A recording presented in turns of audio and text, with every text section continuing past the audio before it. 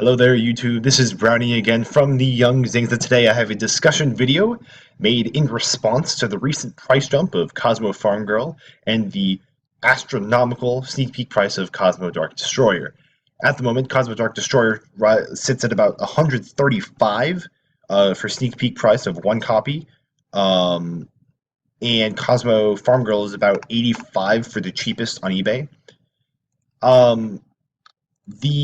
I know for Dark Destroyer that's it's sneak peek, so its prices are always like higher than usual because it's only sneak peek packs that are being opened, not like cases and boxes. So there's less to go around, and it's all about hype. But I just want to point out it doesn't matter. It doesn't matter that because there are people buying these. Like they're $135 Dark Destroyers. People are buying them, and it's because you see people are bidding on these 100+ ones. Like people want to spend this amount of money on the deck. Guys, let's be straight. The crazy price tag for this deck is not worth it. This deck is not that good. Okay, it is far from the best deck. Okay, let me go on. The Kozmo in itself has a lot of inherent problems. It's the fact that it's just running a lot of high-level monsters. You really need to draw a bunch of the girls in order to not brick with them. Kozmo Town is inherently designed in order to fix that, so that way even if you don't have one of the girls or Strawman to get them out of your hand, you can mulligan them or magical mouth them back into the deck in order to kind of fix your hand. The deck got some help in Dimension to Chaos by getting more names that they could banish in order to summon cards, but come on guys, let's be real. The support they got in Dimension to Chaos wasn't that great. It was literally Dark Destroyer, and that was it. Strawman's okay. He's like a 1 or 2 of. He's just not. He doesn't do a whole lot for the deck. I feel like in comparison to the support that Burning Abyss got in Next Challengers and the impact that brought them to the best deck is they can't even compare. Guys, Dark Destroyer is not that good. Come on, let's compare them to.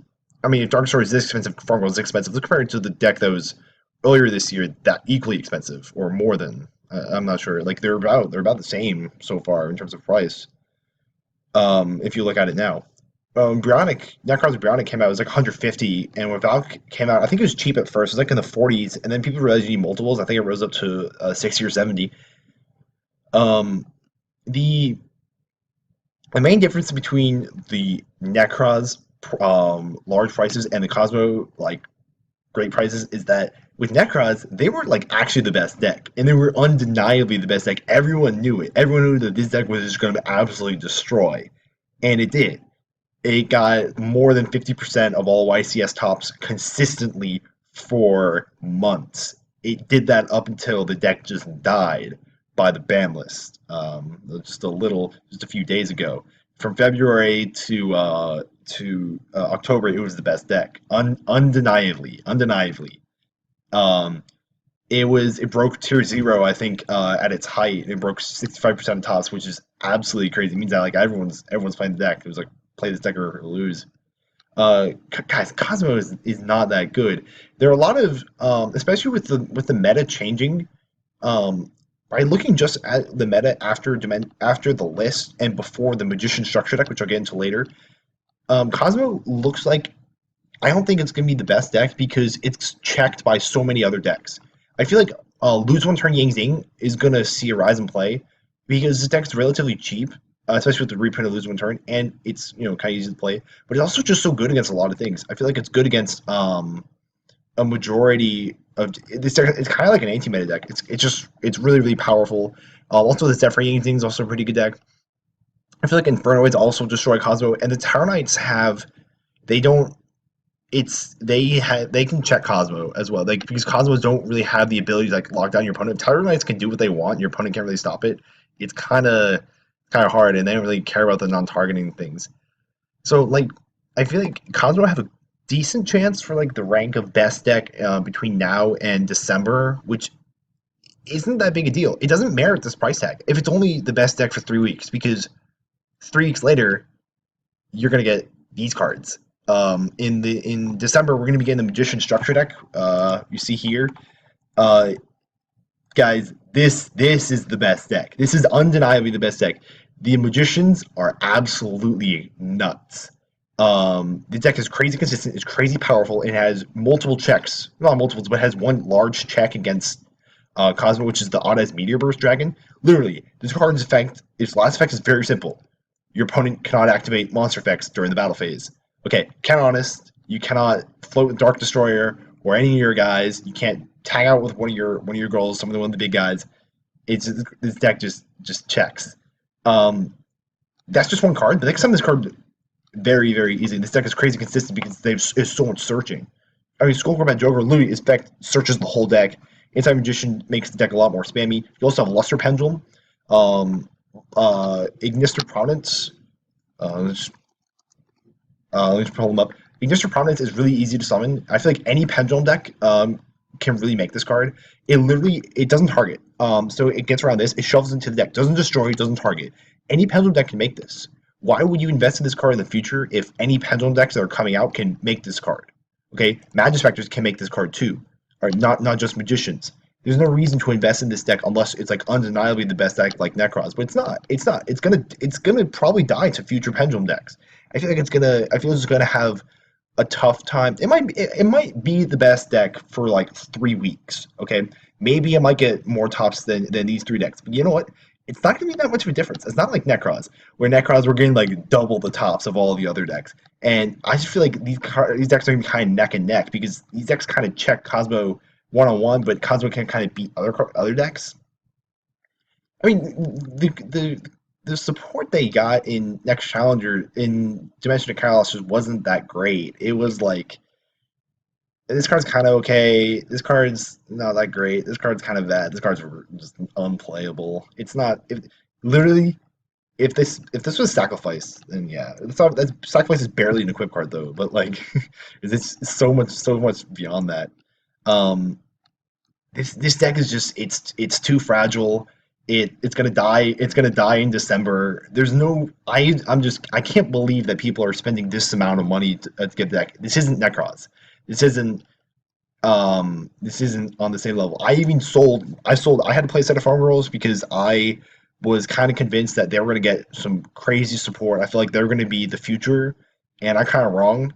And I felt like with Dimension of Chaos, just more and more, I thought, if they get more stuff that just doesn't target, unless they get like legitimate like back row or like some way to stop your opponent and like stop them from playing, like it's not gonna be able to stand up to these pendulum decks that can just kind of throw down Ignister Prominence or Meteor Burst Dragon, or some of these other like decks that kind of check them. Seismus, I don't know if this card also doesn't target, it banishes. It's ridiculous. Its performance can make it absurdly easy. Um, this is not the deck of the future. But I guess the question is now is if the only way these cards would merit the price tag is if, God forbid, there was some crazy support that the deck would be receiving in Breakers of Shadow or Shining Victories, which I assume they're going to be getting support in those because Burning Abyss got 4 sets. They got Dual Lines, Next Challengers, Secrets of Eternity, Cross Souls. So I assume Cosmos are getting 4 sets. They'd be getting Clash of Rebellion, Dimension of Chaos, Breakers of Shadow in January, and then in May would be Shining Victories. Um, I don't know if they would be getting anything that crazy. I mean, Burning Abyss definitely got the power of their support declined over time. They had Virgil and Next Challengers, and then the next set they got Malakota, which is a ritual. It's literally it was they got like legitimately like ritual support, and like you had to play a dedicated ritual engine. It was awful. I never saw anyone play it, and I kind of forgot it was a ghost rare too. I don't know what they were thinking. It was terrible. I'd say it was kind of bad, except for like a monolith. And then they got Dante Pilgrim in Cross Souls, which was kind of okay. It's just it was so hard to summon because just spamming Dante's was so much better. Um, I feel like unless this deck, it's just I don't know if it's gonna get that support. I kind of doubt it's gonna be able to surpass where it already is because yeah, then they get like more non-targeting stuff that destroys stuff. Like I don't know, what do you get? Like a level 9 that when it's summoned, destroy one card, not just like a spell or trap or monster, and then can't be targeted. It's not that good. You're gonna die to every pendulum deck. Um, A lot of people kind of think, yeah, you could say that, yeah, they have Slip Rider to check the pendulum decks. That's not enough. That is so far from enough. These pendulum decks are relentless. They will rip Cosmo apart. Cosmos don't deal well with floaters. This deck doesn't float, but it can summon something to protect itself every turn. It's I don't know. I can't believe these prices is absurd. I think if you have farm girls, sell them. If you pull Dark Destroyer, sell it. Don't play it unless you're going to like San Jose or your regional is between the structure deck and Dimension of Chaos. Like, don't don't do it. It's not worth it. The deck's not that good, guys. But I don't know. That's just me. I'm this is the best deck in my opinion. I'm gonna be playing this in December. I'm raring to go. I got everything I need except three structure decks. I am super excited to play. But of course, it's not up to me. What do you guys think? Let me know what you think of Cosmo and its future and what you think the best deck is going to be this next format and whether or not you are going to be playing Cosmo or not. Um, it's just not looking good. It's really not. Remember to like, comment, subscribe, and all that fun jazz and nonsense, and I'll see you guys next time.